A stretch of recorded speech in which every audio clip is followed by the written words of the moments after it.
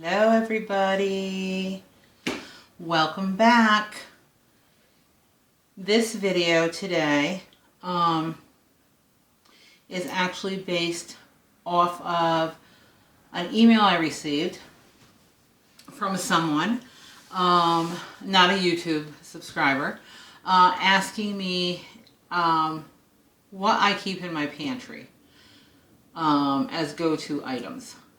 Because on my personal Facebook page, not my Wandering Widow Facebook page, I usually will post what I've made for dinner that day, or lunch, or something I'm working on for a baked good or something, and I'll usually post that to that Facebook page. And someone emailed me the other day and asked me, how do you make such elaborate type things? What do you keep in the pantry so that you can just grab and go? So I said, let me drag out the staples that I usually have. I mean, there are many, many other things that I can't live without in the pantry, and probably we'll hit on those as we go. But I just brought out a few things to go over because I like to cook like my mama did. I like to cook stews and soups and casseroles. I personally make huge pots of things, to my children's dismay, because they go, hey, why are you making so much food? We can't possibly eat all this.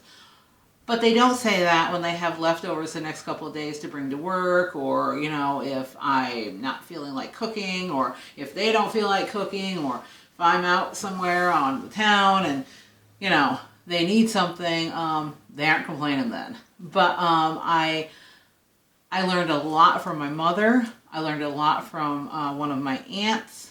I remember my grandmother, Cora, doing a lot of cooking, and different shortcuts, and I cook the same way. I cook the same things. I'm not really one to try anything fancy, new and improved. I guess what the things that I cook are down home style, old-fashioned type things that I grew up with. I'm not into anything fancy. I don't cook with wine. I don't cook with anything, that I can't keep in my pantry, per se. So, that being said, I just pulled out a few things that I keep in the pantry for emergencies, or, if, like I said, I'm been somewhere and I want to come home and I want to throw something together fast, I have something that I can throw together. So, of course, I want to tell you that I have an entire cabinet full of spices, and they're all spices that I use. I have, your chili spices, chili powder, cumin, things like that, that I keep in there. I cook with some paprika, so I keep that in there. Dehydrated minced onion, salt and pepper, of course. I do keep a Cajun spice in the cabinet, just in case sometimes I'll want to utilize that. Parsley, of course. Your basics. Anything I use a ton of, I buy in bulk. So I'll start with that. So these, I actually get these at various places for this size. My go-to things, oh, and these are both garlic powder. But anyway, we'll make do as we go. So typically, pretend one of these are onion powder. Okay, I just grabbed them out of the cabinet fast. So my go-to spices, onion powder, Italian seasoning, garlic powder. I buy these in bulk. I keep 2 or 3 of these this size in my pantry at all times. And then on the back of my stove, I have small jelly jars, mason jelly jars, that I keep filled with whatever spices I utilize a lot. I mean, I'm looking over at my stove right now, and I can tell you I have cinnamon, garlic. Oh, that was my dog. Scared me. I have cinnamon, salt, pepper, garlic powder, onion powder, Italian seasoning, dehydrated onions, Cajun spice, and a pink Himalayan sea salt I keep over there, and parsley. So those are my go-to things over there. But I will tell you that you can purchase these fairly inexpensive in this size if you go to Amazon. If you try to get these in the grocery store, they're going to be pretty expensive. You can go to Ollie's if you have an Ollie's near you and get these for about $4. Amazon, you can get them about the same price. Now, Ollie's does not always have them. And if you have an Ocean State Job Lots by you, you will find them there for even less than the $5. So those are my staples as far as spices go. I always, always, always have flour. This is the container that I keep on my baker's rack with a little scoop in there. But I always, in my belly of the beast cabinets, I call them, because you basically have to crawl, the bottom cabinets, you have to crawl way in the back to get these out. I always keep at least 2 extra 5-pound bags of flour in there, and I of course keep sugar. This stays on my baker's rack, and I keep at least 1 5-pound bag in my belly of the beast cabinet, just in case I need those for baking or whatnots. I always have a pretty good supply of yeast. I use the fast rising yeast. I just get it at Walmart. Aldi has it. It's very inexpensive. I think this entire thing may have cost under $1. So I keep about, I don't know, a dozen of these in the bottom drawer of my refrigerator. Somebody told me you could freeze them, but I just keep them in the bottom drawer of the fridge. And these come in handy, of course, with my sugar and my flour for bread, rolls, donuts, if I get that ambitious. Pizza dough, I use mostly this for pizza dough. Bread bowls, I'll make bread bowls sometimes if I make chilies or stews. So always keep some yeast in there as well. Comes in very handy. White rice, and I don't have it out here, but brown rice as well. I keep these on my countertop. I have these gallon, or what are these? I think they're gallon mason jars. I keep these on my countertop filled with rice and assorted pastas because they take up less room in the kitchen, in the cabinets, and they just look nice like this. But so rice is a huge go-to that I keep in the cabinet. Here is one with some elbow macaroni. For pastas, I usually keep elbows, bow ties, some medium shells, spaghetti, of course, and I actually keep different sizes of spaghetti. Because I use different sizes for different things. If I'm going to make an Alfredo, I don't use fettuccine, I'll use the thicker spaghetti. If I'm going to make actual like shrimp scampi, then I want to have a very thin angel hair pasta, something like that. But I keep a couple of boxes of those in the cabinet at all times. These, like I said, stay on my counter. I have 2 more over there. I have the other one with brown rice and another one with bow ties, and I also keep ziti in the cabinet as well. Because if all else fails, you don't have time for anything, you can throw a pasta dish together in less than 30 minutes if you really needed to. And we can get into how I do that if you want in a few minutes. I keep evaporated milk. I keep at least 8 cans of this in my cabinet at all times. I use this in soups, stews, casseroles, my mac and cheese. I have run out of half and half and put it in coffee and tea, just like my mama did. So, and in fact, I actually prefer this. But this comes in really handy. You can make puddings with this. You can make flans with this. You can make custard. You can utilize it in mashed potatoes. You can use it in some milk gravies. You can, I mean, a million things you can do with this. It's fairly inexpensive. It does not spoil. And yeah, I keep 8 or 10 of these in there at all times. And when they're on sale, I really snag them. So there's that. If anybody knows me, they know I have a lot of love for beans. I keep dried beans in my cabinet at all times. These happen to be pinto beans, but if you were to look in my cabinet right now, you would see Great Northern beans, you would see black beans, you would see red beans, you would see like, I don't even know what they're called now, but they have like little dots on them. But anyway, a ton of beans. I usually will make my own refried beans. Sometimes I'll use the pintos, sometimes I'll use the black beans. Doesn't really matter. But I like to keep these in there because, in all honesty, if you spur of the moment didn't know you really needed beans, and I keep canned beans there too, but I prefer the dried. But I mean, if you come home from work or something and you go, oh God, I wanted beans, you can throw these in your pressure cooker. You can, you know, I mean, if you got time to spare, these take about an hour to cook down and get just right. But I mean, you can cook these on a weekend, and then you can really freeze these, in all honesty, so you in serving sizes so that you have them. And those are different tips that I'll give you later on as well about how I can throw things together really fast.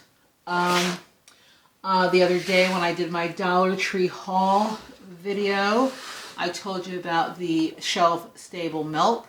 I keep these in there because you never know when you're going to run out of milk. You never know when you're going to think you have enough milk and be in the middle of a recipe and it calls for 3 cups and you've got, you know, half a cup in the container. So you have a backup. So, and again, it's shelf stable. It does stay in the cabinet good for up to 3 years. So without it spoiling.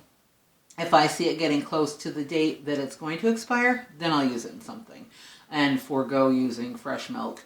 But this is a must-have in your cabinet, and like I said, you can use this for anything. I keep the almond milk because if I want a smoothie, I've got this, and I don't have any almond milk in the fridge. I've got something for backup, and I do myself when I make oatmeal.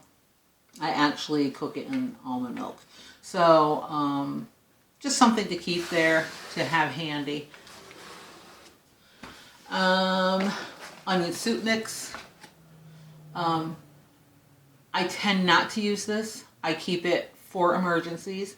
If I want this flavor in some kind of a soup or stew or something, I will use either beef bouillon or brown gravy mix in an envelope with my dehydrated onion.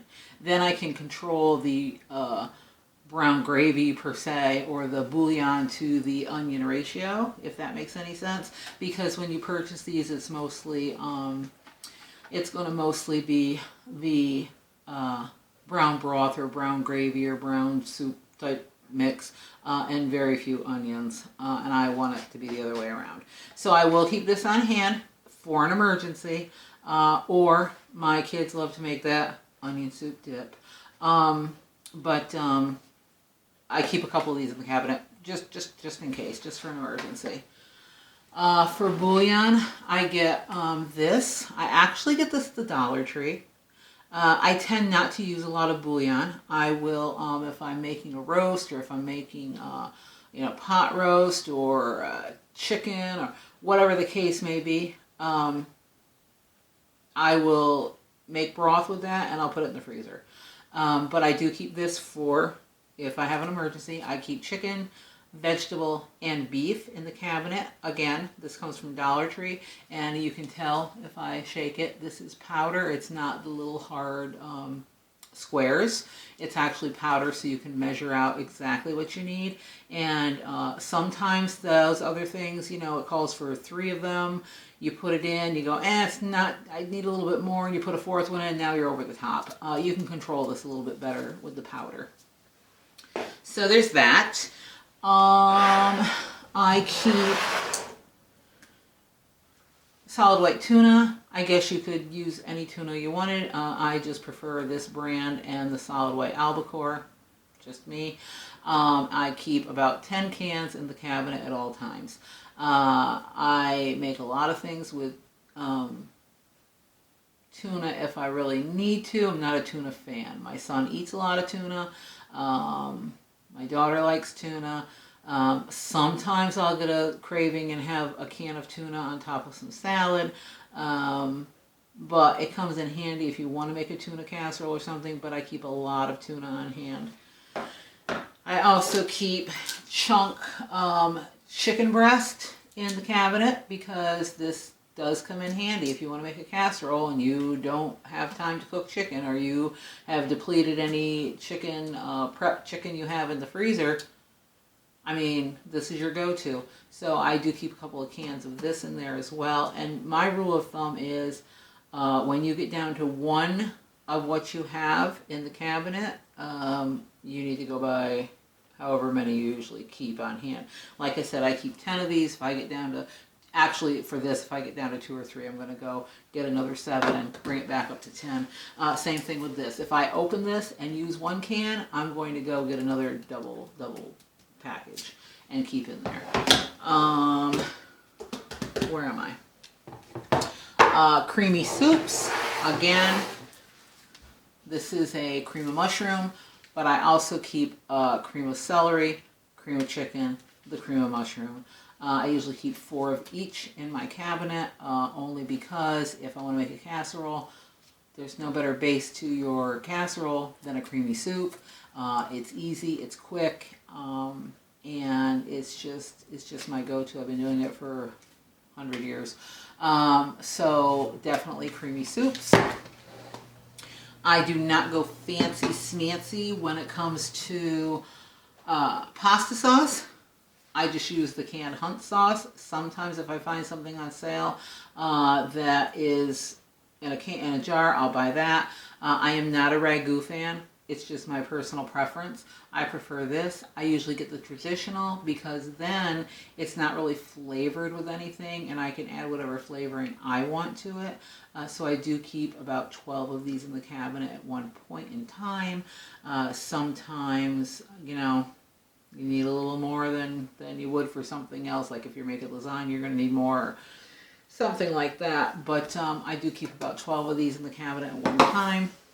And it sounds crazy, right, that I have so many, but it has really saved me in a pinch. Snowstorms, you know, if you're not feeling well, you don't want to go to the store during COVID when things were not plentiful.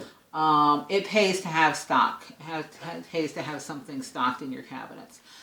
Tomato paste, I will use this in my chilies, some soups.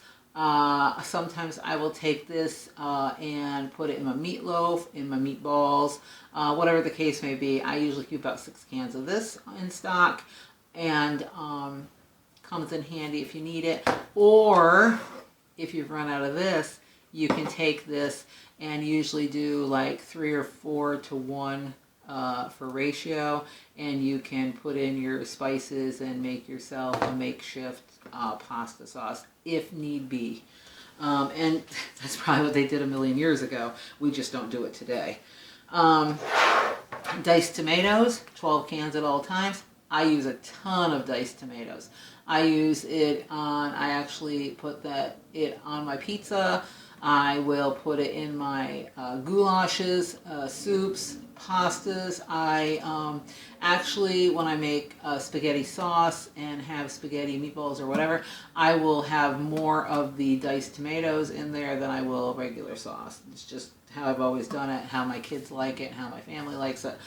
So definitely some diced tomatoes. And these are regular diced, but I also keep about 12 cans of petite diced as well. You can also get these with flavoring in them, you know, oregano, garlic, whatever. I just add my own. I keep a couple of these refried beans. These are absolutely delicious. These taste as good, if not better, than mine.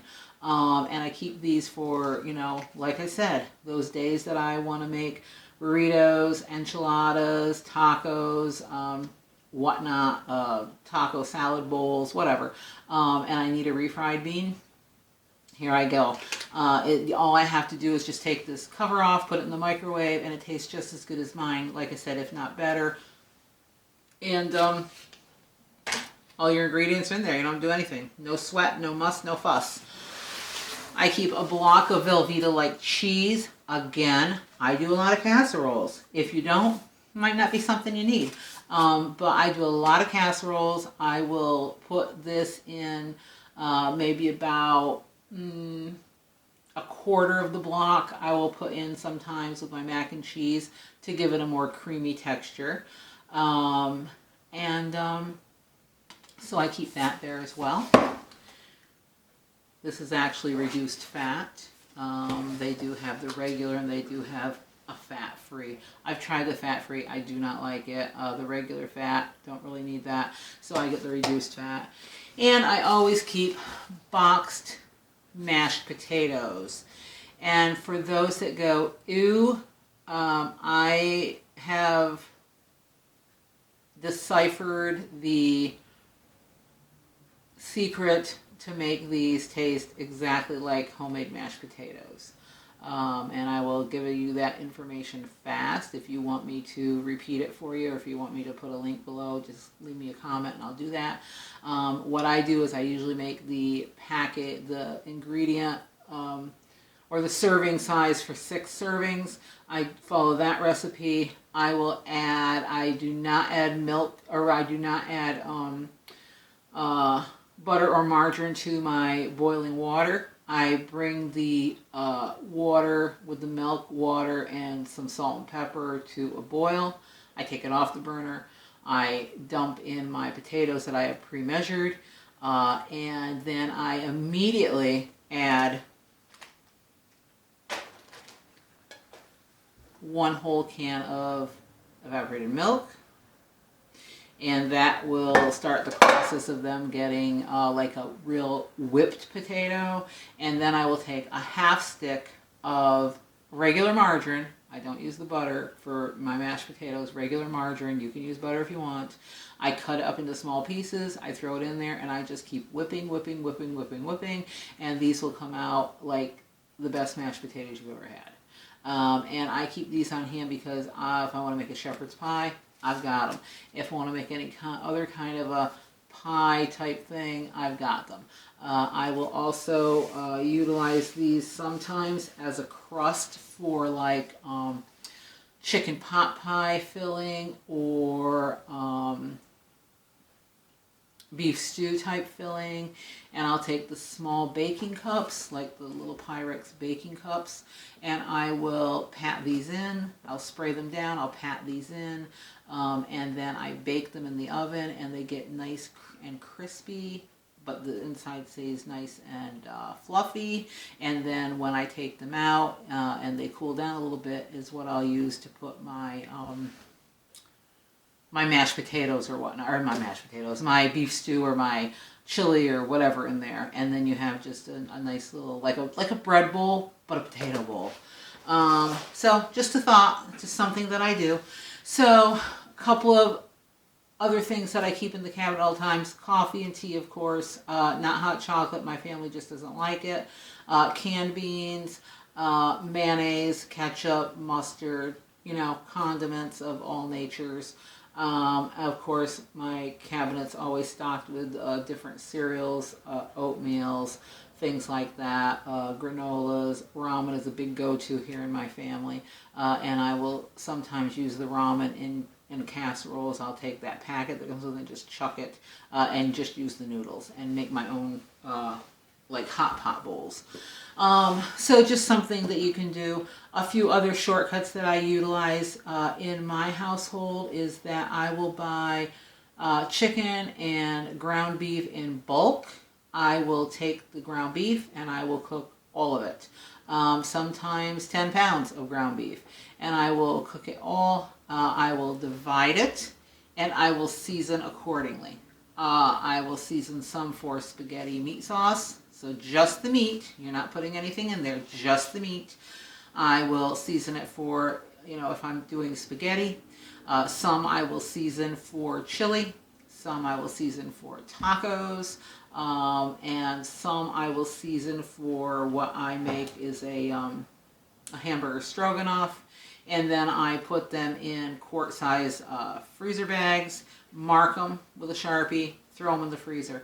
When I come home from work, or if I've had a day out, or for whatever reason I haven't had time to do anything, it's easy for me just to pull one of them out, throw it in the microwave fast, defrost it, and utilize it and go ahead with my meal. And I don't have to waste all that time. I can throw the pasta on, I can, defrost that, get my sauce started or my casserole, whatever, and boom, you're done. So I do a lot of that. I also will buy chicken in bulk, and I will cook it according to what my family likes to eat. Sometimes I will boil it and I will shred it and season it for burritos or fajitas or something, and do the same method. Put it in a quart size freezer bag, put it in the freezer. I will also take some of the boiled chicken breast, and I will dice it and just not season it and just throw it in the freezer. I will also take those boneless, skinless chicken breast. I will go ahead and pound them out. I will go ahead and bread them, and I'll partially bake them, not all the way. And then when I take them out of the freezer, I just need to put them back in the oven and finish cooking them. They crisp back up, and you've got your chicken cutlet. So just some little shortcuts, And yeah, so that's all I've got for you today. I'm just kind of looking around to see what else I keep stocked in my pantry, other than, your usual paper towels, toilet paper, garbage bags. I mean, I don't think there's a ton in my kitchen other than these few items that I keep crazy stocked. But yeah, so that's what's in my pantry. And again, eventually I do want to start doing some cooking videos, so then I can let you in on some more secrets down the road. But for now, that's all I got for you today. So I hope you enjoyed this video. If you did, let me know. If you had any questions, let me know in the comments below. And if you have any suggestions, or if you have any shortcuts you'd like to share with my viewers and me, certainly put it in the comments. And until next time, make sure you are subscribing, hitting the like button, hitting the notification bell, sharing with family, friends, relatives, co-workers, etc. And staying engaged with my channel, because every single time you view, every time you hit a like button, every time you leave a comment, it helps build and boost my channel, and I certainly appreciate it when you do that. So thank you so much for joining me, and I will see you on the next video. Bye, everybody. Thanks for joining me today. Bye.